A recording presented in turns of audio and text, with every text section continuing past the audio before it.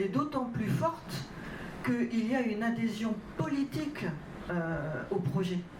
Et effectivement, les juges, mais aussi les administrateurs, la classe politique a intégré cette idée qu'il faut à chaque fois faire prévaloir l'Europe.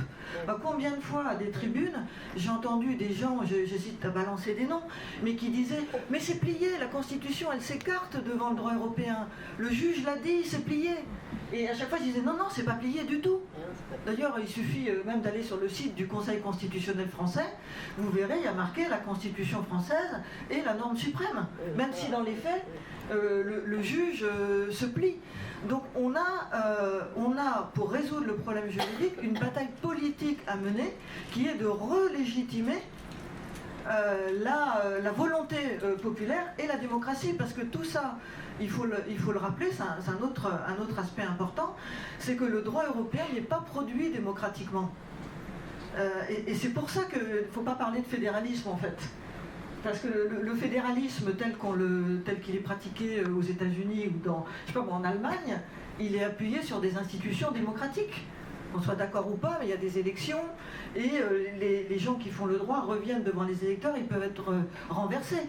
Personne ne peut renverser la Commission, le peuple ne peut pas renverser la Commission européenne, on ne peut pas renverser le Conseil des ministres, regardez ce qui s'est passé hier avec le Mercosur, on ne peut pas le renverser.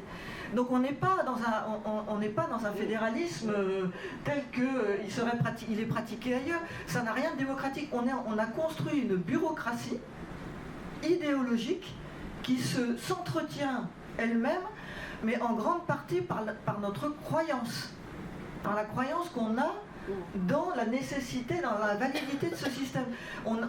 J'ai fait des études dans les années 80, on nous enseignait que c'était comme ça, que l'Europe était notre avenir, que le droit français c'était du passé, on a des générations de gens qui sont dans l'encadrement maintenant, qui sont là-dedans. Donc on a une bataille politique véritablement à mener pour limiter les effets de la bataille juridique. Je peux ajouter juste un petit mot, dire que dans